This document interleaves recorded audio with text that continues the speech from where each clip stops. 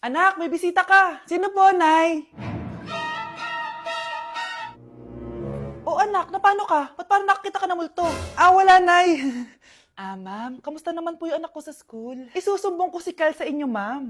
Ma'am, bakit? May ginawa ba siya? Yang anak mo kasi. Ano po, ma'am? Napakagaling, oo. Masipag at matalino yan sa school, ma'am. Opo, tama, Nay. Buti naman. Akala ko kasi kung ano nang ginagawa nito eh. Kaso ano, ma'am? May mga kailangan lang ako itanong sa inyo, ma'am, kung totoo ba tong nasa test paper ni Kyle? Patay ako nito. O sige, ma'am. Unang tanong, anong pangalan ng nanay mo? Susan, ang sagot niya. Tama ba, ma'am? Tama naman, ma'am. Pangalawa, ano ang trabaho ng nanay mo? Ang sagot niya, housewife. Tama ba? Oo, ma'am, tama. Okay. Pangatlo, ano ang gustong ginagawa ng nanay mo sa'yo? Pinaglulutuan, binibigyan ng baon. Tama ba? Oo naman, mahal na mahal ko yan si Kyle. Ano ang ayaw na ginagawa ng nanay mo sa'yo? Wala naman nakalagay dyan, di ba, ma'am? Kasi wala naman ako ginagawang masama sa kanya. Ang nakalagay dito ay, palaging inuutusan. Pinapalo ng hanger. Anay! Binabato ng kaldero. Sinisigawan. Minumura. At pinapalayas. Tama ba, ma'am? Walang iya ka, anak. Halika rito. Nay, wag mo! Pinapalo pala kita ng hanger, ha? Halika rito, matatamaan ka sa akin. Nay, test paper lang yan eh! Ma'am, kumalma ka. Kumalma? Kasalanan mo to eh. Ikaw una matatamaan sa akin. Sabi ko nakalayas na ako eh. Nay, eto na po yung pagkain ni tatay. Thank you, anak. Pwede ba ako pumasok, Nay? Wag na muna, anak. Baka ma-stress yung tatay niyo eh. Sana gumaling na si tatay.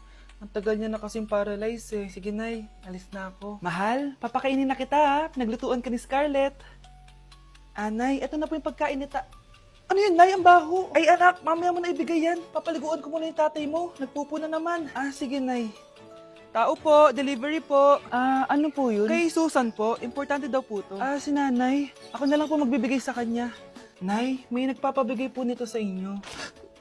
Binasa mo ba to, anak? Hindi po, Nay. Wag na wag mo tong babasahin, ha? Sige po, Nay. Mamamalengke lang ako na uulamin natin, ha? Ikaw muna magbantay ng bahay.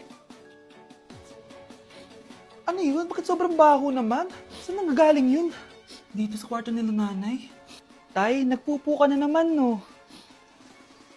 Yung envelope to, Death certificate? Hindi naman patay si tatay, Hello po. Buti naman po, ma'am. Sinagot niyo na. This is St. Peter's Funeral. Kailan niyo po ipapaimbasa mo yung asawa niyo? Isang linggo na rin po kasi baka bumaho po yung bangkay niya. Anak, alam kong nasa kwarto ka ng tatay mo. Si nanay! Baby, away tayo. O ano anak? Puro bebe time na lang? Di ba may exam ka pa bukas? Opo, Nay. Try mo kaya mag-review para di ka puro bagsak. Diyos ko. Sige, Nay. Challenge accepted. Makaka-perfect ako sa exam bukas. Sino nagsabing hindi ko kaya mag-review? Baka Scarlett to. Ba't tumatawag na to? Bakit, Bes? Nag-review ako. Te, may bago akong chika! Importante ba yan? Importante! So, eto na nga! Go, Te! Spill the tea! Ano nangyari? 1 hour later. Siya, sige na, Te. Mag-review na talaga ako. Storbo. Saan na ba ako? X, Y... Hala, break na sila! Ano nangyari? 1 hour later. Mag-review na nga ako.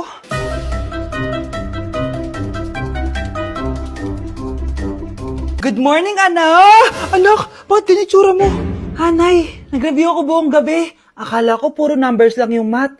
Bakit may X and Y? Di bale, anak, gamitin mo tong Radiance Glow Pure Blossom Elixirs ng YOU. Meron tong toner essence at illuminating serum. Ano naman yun, Nay? Ano to? Nakaka-bright, repair, at protecto ng skin. At di lang yun anak, nakaka-reduce to ng oiliness at ng skin texture. Suitable to for all skin types kaya gamitin mo to para fresh ka bago ka mag-exam. Ay, ang fresh nga. Glass skin, no? Super lightweight at super dali lang pala i-apply nito, Nay. Go na, anak. Islay mo na yung exam mo. Good morning, class. Ready na ba kayo mag-exam? Sure nang makaka-perfect ako kasi nag-review ako. First question. Kung 5 ang kinain na pizza ni Maria at 2 ang sapatos ni Cardo, gaano kalayo ang Earth sa black hole?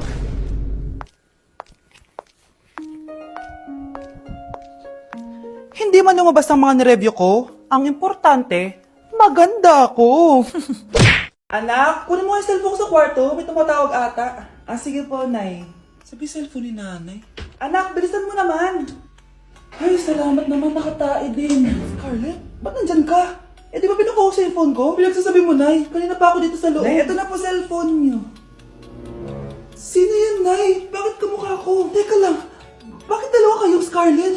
Nananaginip pa ako? Ah, Nay, ako yung totoong Scarlett. Ha? Sinungaling! Ako to, Nay, ang totoong Scarlett. Sandali nga! Hindi na ako tutuwa sa inyong dalawa, ha? Isa lang ang solusyon dito. Magtatanong ako at kung sino ang makasagot ng tama, siya ang totoong Scarlett. Unang tanong, saan ako may balat? Balat? Ah, Nay! Sa puwet! Nay! Sa kifi. Tama! Kifi. Ha? Totoo ba, Nay? O, diba, alam ko. Susunod na tanong. Ano ang timbang ko? Mukha kang 100 kilos, Nay. 75 kilos? Tama! 75 kilos! Yes! Huling tanong. Ano ang birthday ko? Birthday? Mahina pa naman ako sa ganyan. April 14, 1977? April 15, 1977. Tama! Ikaw nga ang totoong Scarlett! At ikaw, dahil talo ka, lumayas ka na dito! Impostor! Ay! Sino ba kasing Scarlett na yun? Bakit kamukha ko siya? Anak, kilalang kilala mo talaga ako, no? Siyempre naman, Nay. Anak mo ko eh.